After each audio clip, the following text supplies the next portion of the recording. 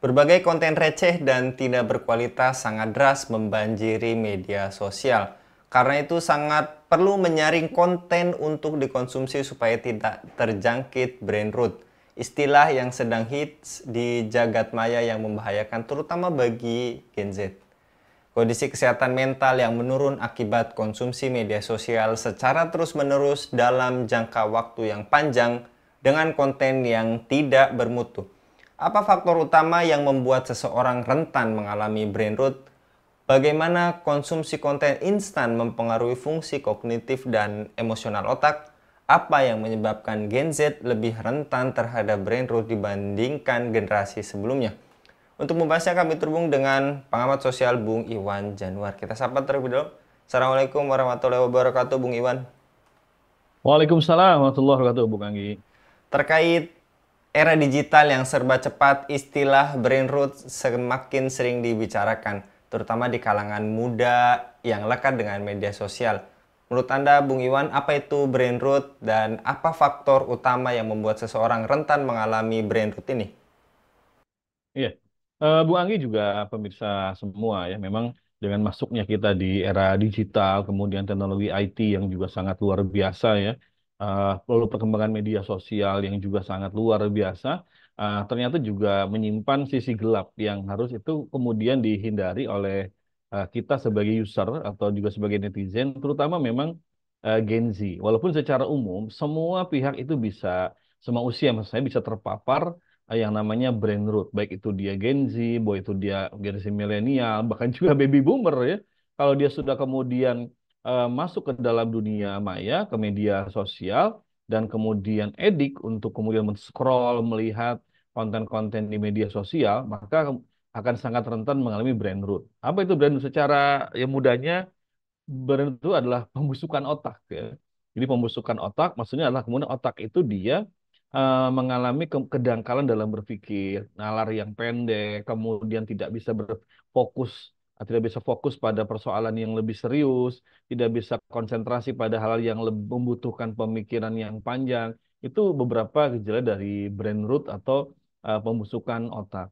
Nah, itu yang maksud dan brain rot. Lalu apa penyebabnya? Ya penyebabnya karena kita sebagai pribadi ya, sebagai user di internet atau netizen itu secara umum kan senang dengan entertainment, senang dengan hiburan. Nah, media sosial menawarkan berbagai macam hiburan. Ada Reels, ada kemudian Short ya, di YouTube, kemudian ya macam-macam lah di media sosial itu yang kemudian banyak diisi dengan konten-konten memang yang kalau istilah sekarang receh begitu ya.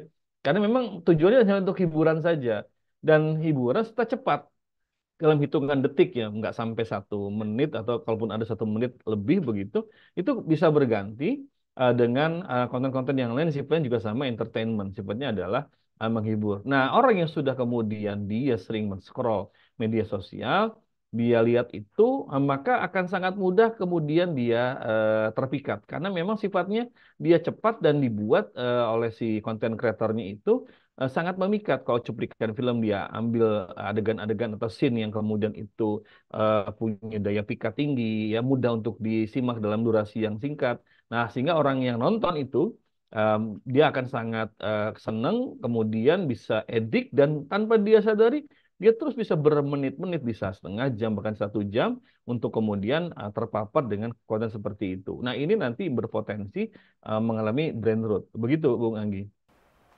Kemudian bagaimana konsumsi konten-konten instan ini mempengaruhi fungsi kognitif serta emosi otak? Iya, karena begini ya, kalau kita senang itu kan ada hormon dopamin di otak yang dia diproduksi. Orang begitu senang, gembira, ya nonton konten yang menghibur dia gitu ya. Baik itu mungkin lagunya, suaranya, adegannya ya, juga dari visual yang ditampilkan itu, maka orang akan mengalami rasa senang. Hormon dopamin itu bekerja.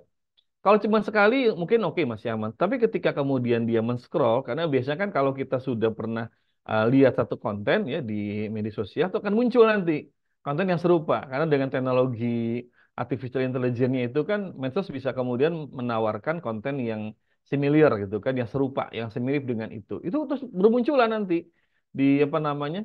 Di kita gitu kan. Nah, akhirnya kan kita ini terdorong untuk netizen terdorong untuk nonton lagi, Kenapa? Karena senang. Nah, karena senang itu kan ingin senang lagi. Dia nonton lagi yang berikutnya. Dia pengen senang, dia nonton lagi yang berikutnya. Sehingga kemudian hormon dopamin terus diproduksi, muncullah kemudian edik atau ketagihan. Yang pada akhirnya ini akan menyebabkan si user itu atau netizen itu dia akan satu dia edik kecanduan ya.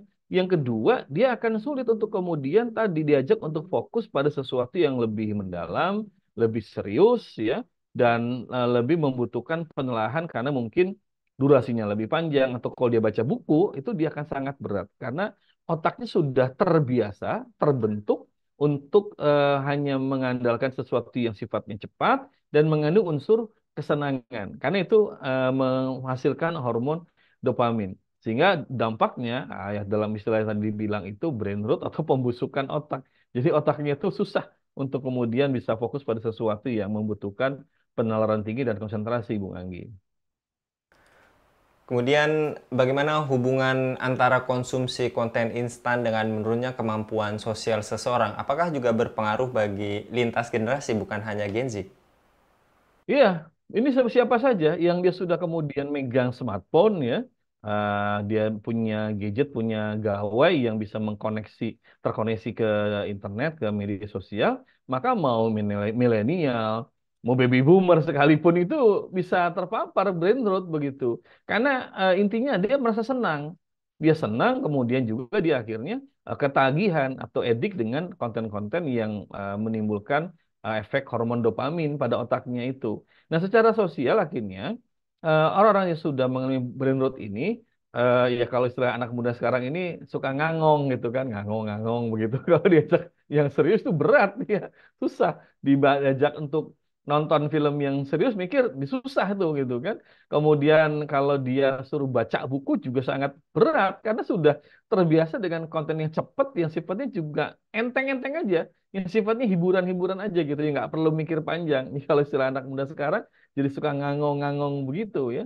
Kemudian secara sosialnya lagi mereka juga akhirnya minim sosialisasi ya. Dia minim untuk ketemu dengan orang, dia minim untuk ketemu ngobrol untuk ya katakanlah apa namanya ketemu dengan circle-nya secara langsung karena sudah merasa nyaman dia sudah merasa senang dan nyaman dengan konten-konten yang receh-receh yang pendek-pendek seperti itu kan jumlahnya wah itu jutaan mungkin ya konten-konten yang seperti itu dan tiap orang kan punya preferensi masing-masing ada mungkin yang senangnya konten-konten film lawakan ya kemudian juga mungkin macam-macam lah dan itu jumlahnya banyak betul mau itu di TikTok di YouTube mau juga di Twitter di Facebook itu sekarang banyak bahkan kalau kita lihat juga di WA sekarang itu kan banyak orang suka men-share status WA tuh yang model-modelnya begitu. Begitu Bung Anggi ya. Lantas, cara efektif mengalihkan kebiasaan scrolling media sosial tanpa tujuan menjadikan aktivitas yang lebih produktif, bagaimana, Bung? Karena bisa jadi alasan awalnya untuk melepas lelah ataupun penat seharian gitu, Bung. Itu bagaimana, Bung? Supaya Iya, tidak brain rot tadi, kebusukan otak, Bung. iya. Yang pertama batasi screen time ya. Jadi batasi penggunaan gadget ya. Orang Indonesia itu dari satu riset itu sehari itu 5,5 jam dia membuka handphonenya, dia scrolling segala macam itu 5,5 jam tanpa disadari ya. 5,5 jam. Nah pertama maka kita harus kurangi dulu. Harus mulai batasi melihat gadget. Harus kita ini diet untuk buka gadget. Nah, misalkan kalau sedang kerja atau sedang ya kerja kantor atau mengerjakan tugas kuliah itu mendingan ditutup medsosnya, termasuk WA pun ditutup. Karena kalau nggak terdistraksi. Ini salah satu juga efek brain rot itu orang gampang terdistraksi. Karena dia lagi kerja sebentar, WA-nya bunyi. Atau lagi kerja sebentar, dia pengen lihat konten yang pendek-pendek di reel lah, atau juga di story segala macam, kayak begitu. Maka pertama batasi. Harus di-add melihat layar gadget. Yang kedua adalah kemudian kalaupun melihat konten, konsumsi konten-konten yang berkualitas. Jangan cuplikan film, jangan yang sifatnya lawakan, ya atau kayak begitu. Jadi batasi diri untuk hanya mengkonsumsi konten-konten yang berkualitas. Ceramah lah, konten-konten politik segala macam. Jadi itu kemudian otak kita juga bisa fokus dan bisa berpikir lebih dalam. Yang ketiga, harus merutinkan aktivitas memang yang sifatnya fisik. Jadi simpen gadget kita sementara waktu olahraga lah, jogging lah, main sepeda gitu kan, futsal atau nyapu, ngepel, ngurus kebun segala macem ya. bongkar motor barangkali. Itu lebih baik seperti itu. Berikutnya kemudian, karena kita kan ingin interaksi, maka mendingan secara langsung aja. Kalau yang ketemu orang, janjian aja ketemu di mana. Misalnya di taman mana, ketemu di rumah makan mana, atau di rumah siapa. Mending ketemu langsung. Sehingga ngobrol, ada interaksi fisiknya, nyata, itu kan ngobrol, lihat ekspresi dan sebagainya, begitu ya. Dan kemudian ya harus bijak-bijak menggunakan teknologi terutama media sosial. Bahwa memang medsos itu atau teknologi IT itu kan banyak manfaatnya. Tapi kalau kita nggak bijak, maka akhirnya kita ini akan terseret dalam edik media sosial, termasuk edik untuk konten-konten yang receh-receh, yang nggak bermutu, sehingga rentan mengalami brain rot. Begitu, Bung Anggi. Dan terakhir, Bung, bagaimana peran pendidikan dan literasi digital dalam mencegah pembusukan otak ini, Bung? Pertama di rumah, Bung Anggi ya. Jadi orang tua dan kita pribadi ya harus punya tantangan untuk baca buku, ya. Kalau nggak baca buku, baca buku PDF lah gitu ya. Jadi ada tantangan bagi kita. Setiap hari kita harus buka situs berita, ya. Kita baca beritanya. Atau setiap hari ada konten berita yang kita tonton, betul kan? Atau nonton TV, nonton berita itu kan di TV. Jadi kita harus punya tantangan terhadap diri kita untuk kemudian sesuatu yang itu daging yang kita lihat, bukan sesuatu yang sifatnya itu receh-receh gitu ya. Nah, sebagai orang tua maka juga harus ingatkan anak-anak, anggota keluarga, termasuk suami istri agar kemudian diet screen time, diet dalam buka gadget. Selanjutnya di rumah itu juga siapkan buku-buku, bacaan, saling mengingatkan gitu kan. Dan kalau mau tidur usahakan jangan megang gawai, jangan megang gadget begitu ya. Yang berikutnya di dunia pendidikan memang harusnya sekolah ini memperkaya perpustakaan sekolah itu dengan buku-buku yang berkualitas, buku-buku yang kekinian, yang disukai oleh anak-anak sekolah, oleh mahasiswa, sehingga kemudian mereka itu bisa teralihkan dari screen time kepada buku, baca, kemudian juga mereka juga distimulan ya, didorong untuk membuat karya tulis ya, atau membuat video-video pendek yang sifatnya ilmiah. Itu harus dilakukan memang di dunia pendidikan ya. Kalau tidak, maka generasi kita ini mau milenial, mau komunis kolonial itu semua rawan mengalami pembusukan otak, Bung Anggi. Jazakallah Bung Iwan untuk pemaparannya pada Ya, kabar petang kali ini. Mudah-mudahan kita yang mendengarkan bisa jadi belum tahu itu brain rot, dan setelah kita tahu mudah-mudahan saatnya kita diet. Bukan hanya diet dari kegemukan ataupun sejenisnya, tapi diet dari gadget juga ya Bung, itu saat ya ini. Ya betul. Allah, luar biasa, ada diet yang model baru gitu ya. Diet yang bukan menguruskan badan gitu ya Bung, tapi menghindari dari menggunakan gadget. Jazakallah sekali lagi Bung Iwan. Mudah-mudahan Bung Baik. Iwan senantiasa dilindungi oleh Allah Amin, SWT amin, amin. dalam setiap aktivitasnya. Amin. Demikian pemirsa Elava News, dukung dengan subscribe, share, dan like. Semoga menjadi kebaikan bagi kita semua di dunia dan di akhirat. Saya Anggi Suara undur diri. Assalamualaikum warahmatullahi wabarakatuh.